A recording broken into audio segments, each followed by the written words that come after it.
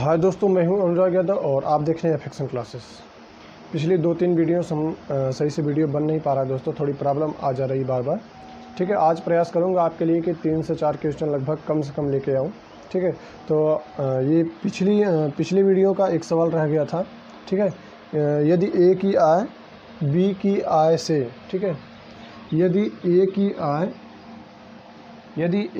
आय B की आय से 25% कम हो, ठीक है, तो बी की आय, यदि देखिए एक बार फिर से आप सवाल देखिए, जितनी बार आप सवाल पढ़ेंगे आपके मन में डाउट उतनी बार ही क्लियर होगा। ठीक है, यदि ए की आय, ठीक है, यदि ए की आय बी की आय से ए की आय, ठीक है, 25% कम है, यानी बी की जो भी आय है उससे ए की आय 25% कम हो, ठीक है, तो बी की आय ए की आय से, यानी बी की आय ए की आय से कितने प्रतिशत अधिक है। ठीक है, किसकी आय से? ए की आय से। ए की आय से बी की आय कितने प्रतिशत अधिक है। ठीक है, आइए हल करते हैं सवाल को। चलिए, एक तरफ लिखते हैं ए की आय, ठीक है, और दूसरी तरफ बी की आय। ठीक है, दिया था सवाल में यदि ए की आय बी की आय से 25% कम हो। किससे? बी की आय से ये कितना कम है? 25%।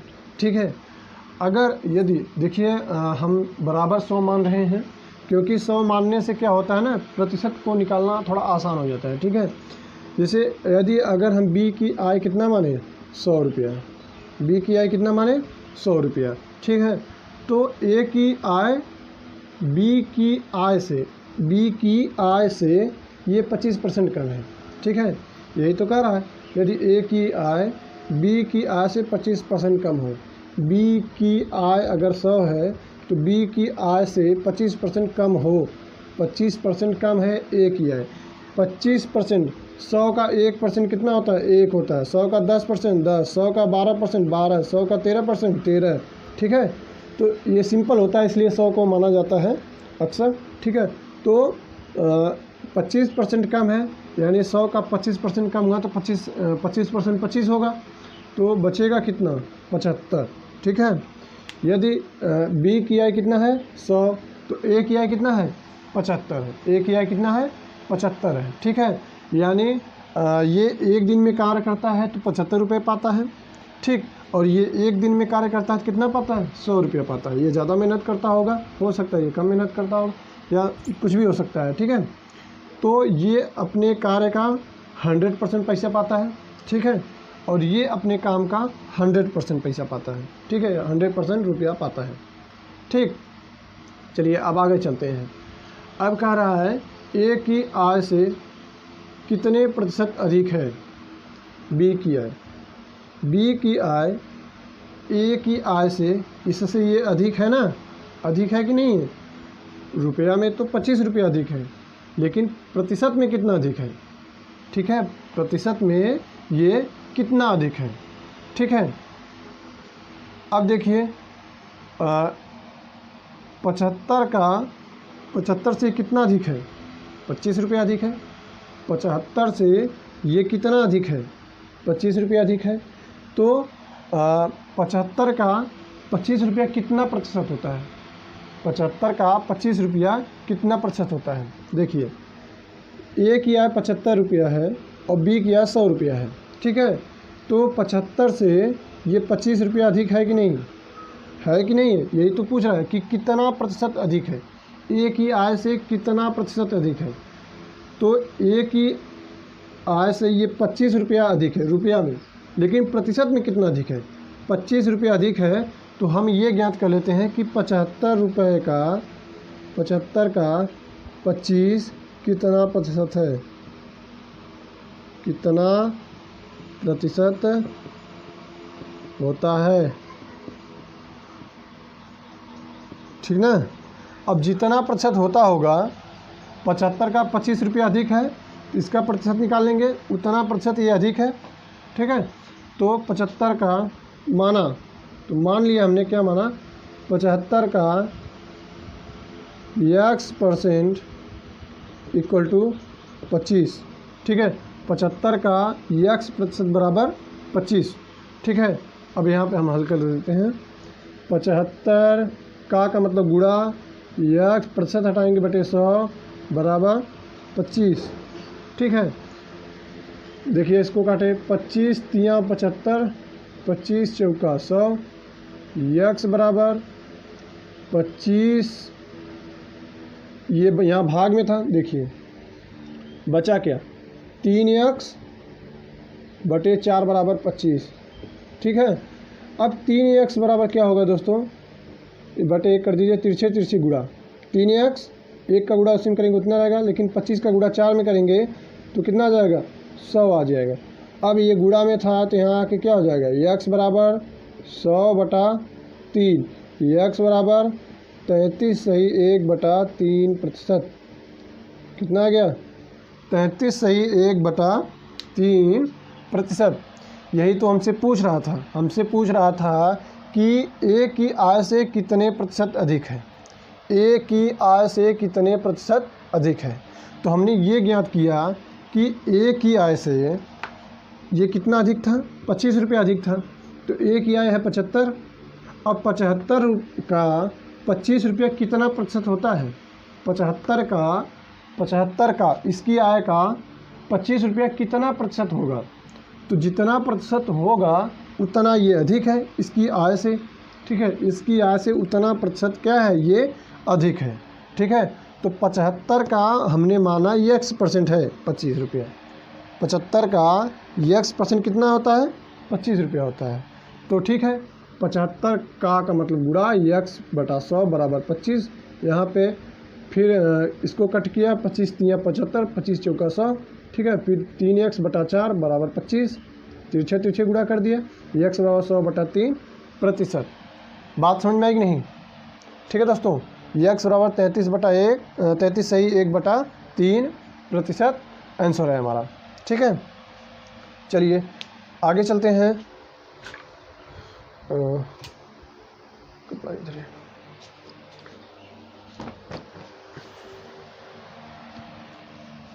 ठीक है, अगले सवाल पे हम लोग आते हैं।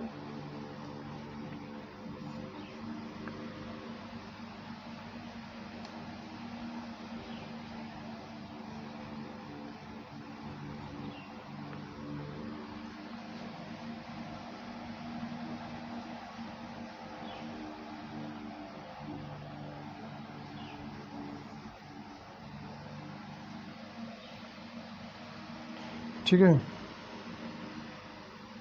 अब अगला सवाल क्या है दोस्तों, उसको देखते हैं। जैसे किसी वस्तु की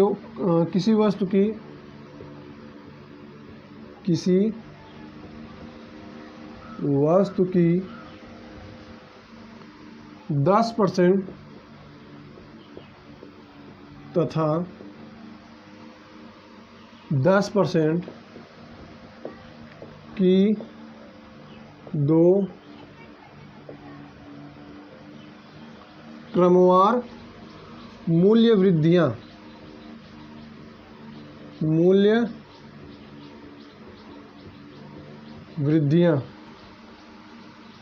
किस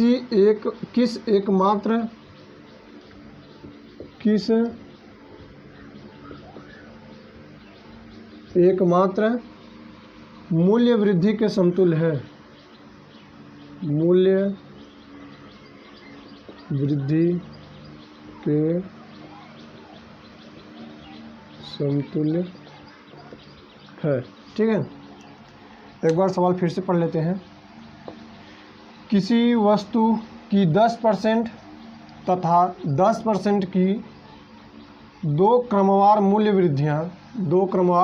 मूल्य वृद्धियां किस एकमात्र मूल्य वृद्धि के समतुल्य है, किस एकमात्र मूल्य वृद्धि के समतुल्य है। ठीक है, किसी वस्तु की कोई दाम मान लीजिए कुछ रुपए की कोई वस्तु मिल रही है, ठीक है, उसके जो पैसा है उसका मूल्य में 10% की वृद्धि कर दी गई। ठीक है, 10% की वृद्धि कर दी गई। फिर 10%, उसके बाद फिर 10% की वृद्धि कर दी गई। ठीक है, तो 2 बार वृद्धि कर दी गई, 2 क्रमवार। ठीक है, मूल्य वृद्धियाँ हो गई। ठीक है, तो ये पूछ रहा है कि वो जो वृद्धि हुई है किस एकमात्र मूल्य वृद्धि के समतुल्य है। किस, यानी कि जितनी वृद्धि हुई है उतनी वृद्धि किस एकमात्र, यानी एक बार बढ़ाने पर कितना प्रतिशत बढ़ा जाए कि उन दोनों के बराबर हो जाए। ठीक है, आइए सवाल को देखते हैं हम लोग। मान लीजिए किसी वस्तु का दाम, माना किसी वस्तु का मूल्य बराबर कितना, 100 रुपया। कितना, 100 रुपया। ठीक है, अब इसमें क्या किया जाए, 10% की वृद्धि कर दी जाए। तो देखिए 100 इसीलिए तो माना जाता है क्योंकि इसमें प्रतिशत को बढ़ाना आसान होता है। 100 का 1% 1 रुपया, ठीक है, 3% 3 रुपया, 4% 4 रुपया, 40% 40 रुपया। ठीक है, तो 10% मतलब 10 रुपया।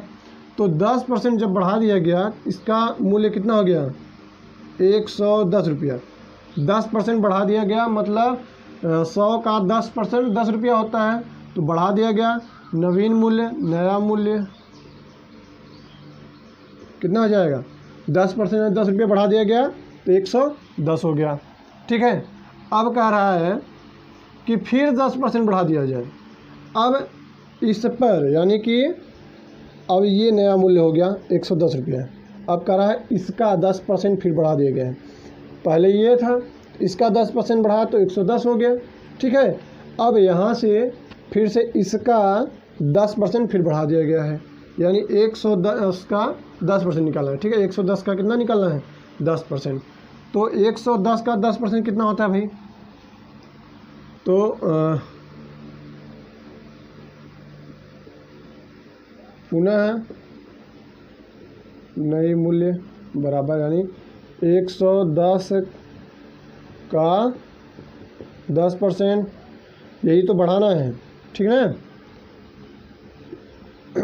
देखिए 110 रुपया ये है, प्लस 110 का 10%। ठीक है, नई मूल्य क्या होगी, अब 110 रुपया तो ये है, फिर इसका 10% बढ़ा दिया गया ना, तो इसमें जोड़ देंगे हम, यानी 110 रुपया तो है ही। ठीक है, अब कह रहा है कि जो दोबारा 10 रुपया 10% बढ़ा दिया गया ना, फिर 10% बढ़ा दिया गया है, तो 110 रुपया ये है ही, तो इसका 10% फिर बढ़ा देंगे, तो यानी 110 का 10% इसमें जोड़ देंगे। ठीक है, अब देखिए 110 प्लस 110 का 10%। ठीक है, 0 0 से कट हो गया। अब कितना आ गया, 110 प्लस 11 का 11, कितना आ गया, 121। कितना आ गया, 121 रुपया। अब जो नई मूल्य एकदम नवीनतम मूल्य आई है वो कितना है, 121 रुपया। ठीक है, पहले था कितना, 100 रुपया। ठीक है, पहले कितना था, 100 रुपया। अब नई मूल्य कितना हो गई, 121 रुपया। तो कितना रुपया बढ़ा, रुपया कितना बढ़ा, 121 में से 100 निकाल दीजिए, कितना बढ़ा, 21 रुपया। कितना बढ़ा, 21 रुपया। अब यही तो पूछ रहा था किस एकमात्र मूल्य वृद्धि के समतुल्य है, यानी कि अब देखिए 100 का 21 रुपया कितना परसेंट होता है, 21% होगा। ठीक है, 100 का 21 रुपया कितना परसेंट होगा, 21% होगा। यानी अगर हम 100 रुपये में 100 रुपये का 21% बढ़ाएं, 100 रुपये का 21% बढ़ा दिया जाए, कितना हो जाएगा, 121 हो जाएगा कि नहीं, इसके बराबर। ठीक है, इसके बराबर हो जाएगा ना, यानी 100 रुपये का 21% हम बढ़ोतरी कर दें एक ही बार में। 10% 2 बार बढ़ाने से अच्छा है हम एक ही बार में क्या करें, 21% बढ़ा दें, तो कितना हो जाएगा, 121 हो जाएगा कि नहीं।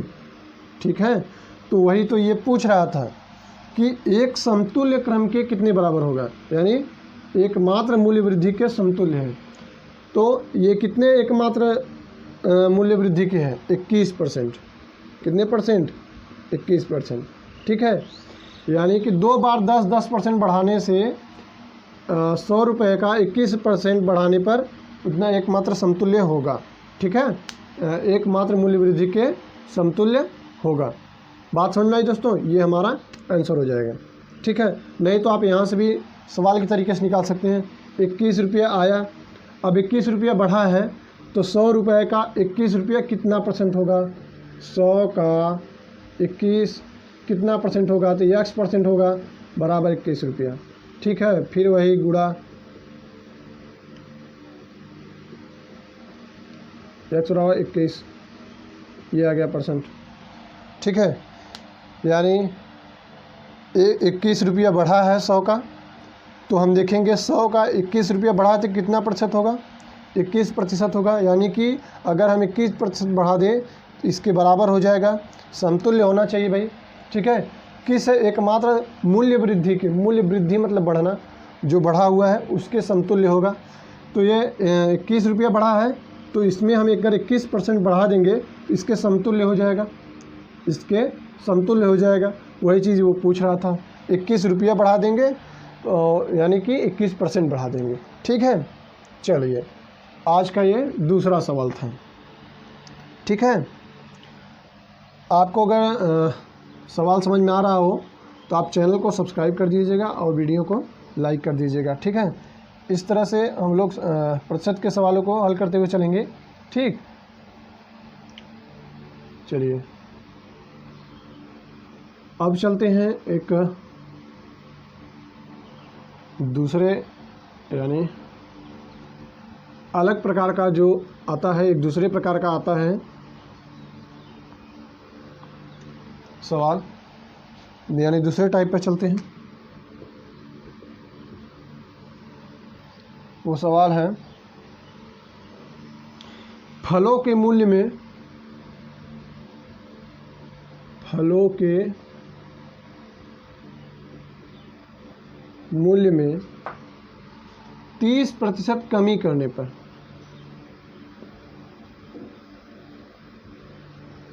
कमी करने पर, फलों के मूल्य में 30% कमी करने पर उनकी बिक्री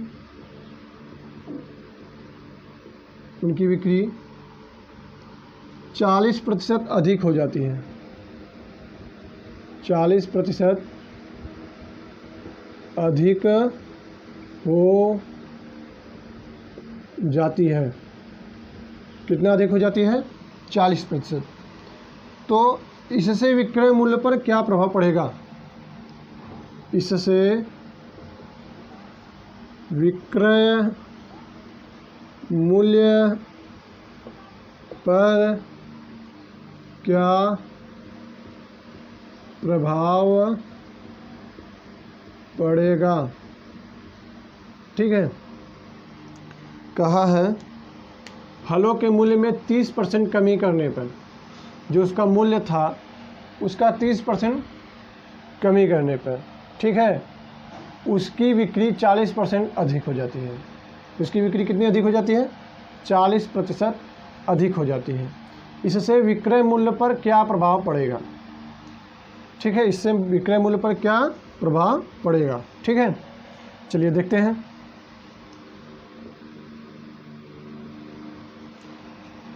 मान लिया कि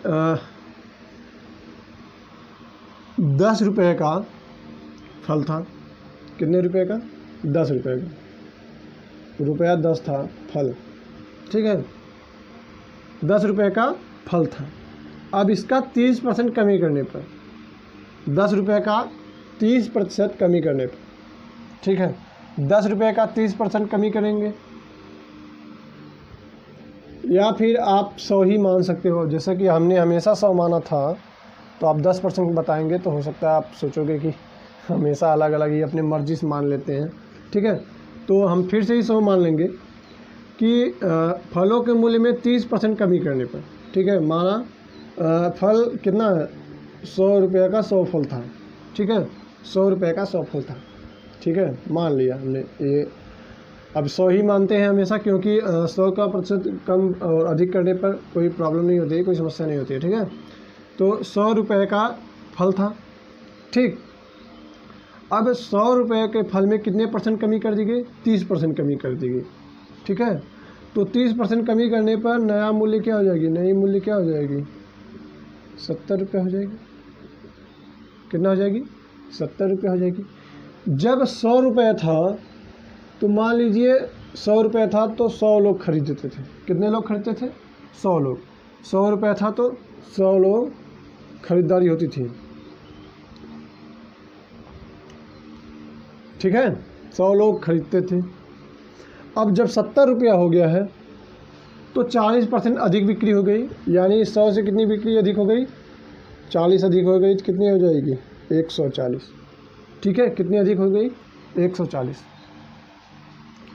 100 रुपये का फल था, 100 लोग खरीदते थे, मान लीजिए बराबर बराबर, तो टोटल कितना जाता था? ठीक है।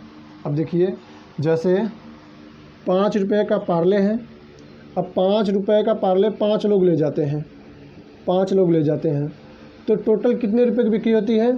गुणा कर देंगे, 25 हो जाता है, ठीक है। टोटल कितने रुपए की बिक्री हो गई? 25।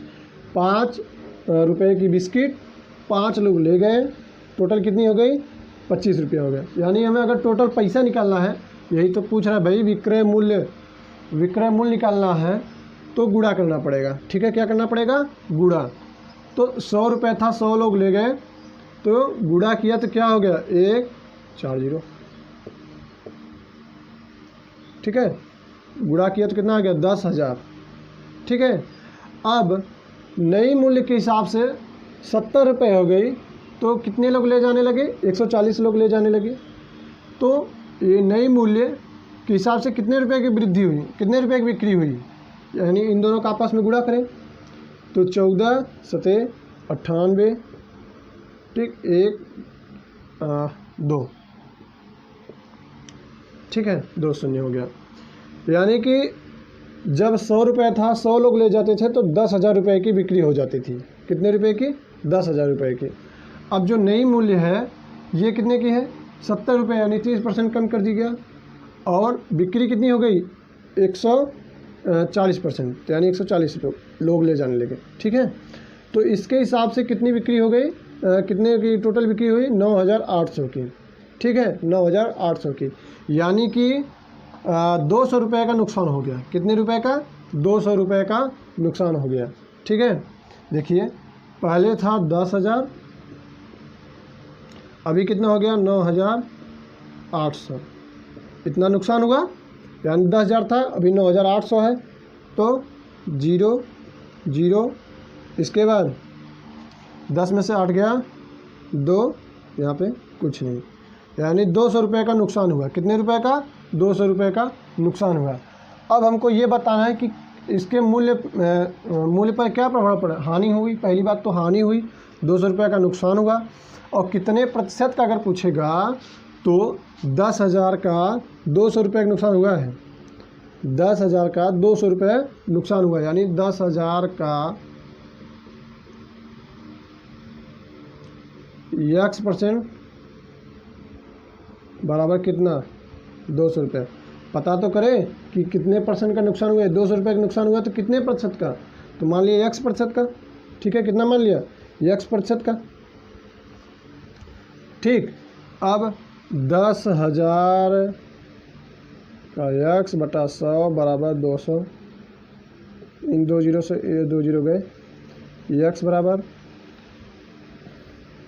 यहाँ बचा 100 X बराबर 200, X बराबर 200/100, ये 2 जीरो से ये 2 जीरो, X बराबर 2%, X बराबर कितना प्रतिशत? 2%। यानी कि 2% का क्या होता है? नुकसान हो रहा है। 2% क्या हो रहा है? यहाँ पे नुकसान हो रहा है, ठीक है दोस्तों। पहले 100 रुपये की थी तो 100 लोग ले जाते थे। कितने लोग ले जाते थे? 100 लोग ले जाते। जैसे मैंने बताया अभी, 2 रुपये की पार्ले है, ठीक है, 2 रुपये का पार्ले है, 2 लोग ले जाते हैं, ठीक है। 2 रुपये का पार्ले है तो 2 लोग ले जा रहे हैं तो टोटल बिक्री कितने की हुई? 4 रुपये की। टोटल बिक्री कितने की हुई? 4 रुपये। यानी विक्रय मूल्य निकालने के लिए हमको आपस में क्या करना पड़ता है? गुणा। ठीक है, तो 100 रुपये की थी, 100 लोग ले जाते थे, तो इनका आपस में गुणा किया तभी तो विक्रय मूल्य पता चलेगा 10,000। ठीक है, ये मिल गया। अब इसके बाद नई मूल्य के हिसाब से अगर ये 100 रुपया था तो 30% कमी कर दी गई। तो देखिए 100 रुपये का 10%, 10, 11%, 11, 13%, 13 होता है, तो 30% कितना हो गया? 100 रुपये का 30 हो गया, तो इतना परसेंट कम कर दिया गया। तो 100 रुपये से 30% कम कर दिया तो कितना आ गया? 70 आ गया। कितना आ गया? 70। ठीक है, अब कह रहा है कि इसके विक्रय मूल्य में कितना हो गई? 40% की वृद्धि हो गई। मान लीजिए 100 रुपये की थी तो 100 लोग ले जाते थे। कितने लोग ले जाते थे? 100 लोग। अब 40% बढ़ गए, तो 40% यानी 100 का 40% 40 होता है, तो 40% बढ़ गए यानी 140 हो गए। तो अब ये नया यानी कि नए रेट पे लोग ले जा रहे हैं। ठीक है, तो नए रेट पे लोग ले जा रहे हैं, इसका मतलब है टोटल कितना आ जाएगा? 100 का 100 में गुणा किया 10,000, 70 का 140 में गुणा किया तो 9,800। तो नुकसान हुआ जी, वहाँ पे 10,000 था, अब ये 9,800 है, तो 200 रुपये का नुकसान हुआ। यानी कितने का नुकसान हुआ? 200 रुपये का। अब पूछा है कितने प्रतिशत की हानि हुई, तो 10,000 का कितने प्रतिशत? पहले 10,000 था, उसी का तो हानि हो रहा है। ठीक है, तो 10,000 का 200 रुपया कितना प्रतिशत होता है? 10,000 का 200 रुपया कितना प्रतिशत होता है? 200 रुपये जितना प्रतिशत होगा उतने प्रतिशत की हानि हुई है उसको। ठीक है, 200 रुपये जितना प्रतिशत होगा उतने प्रतिशत की क्या हुई है? हानि। तो हमने माना 10,000 का x प्रतिशत बराबर कितना? 200। 10,000 का x प्रतिशत बराबर कितना? 200। तो 10,000 का x बटा 100, 2 0 कट किया, 100 हो गया। 100x बराबर 200, x बराबर 200 बटा 100 बराबर 2%। कितना आ गया? बराबर 2%। ठीक है, तो दोस्तों ये आज का तीसरा सवाल था। ठीक है, चलिए अगली बार मिलेंगे कुछ अच्छे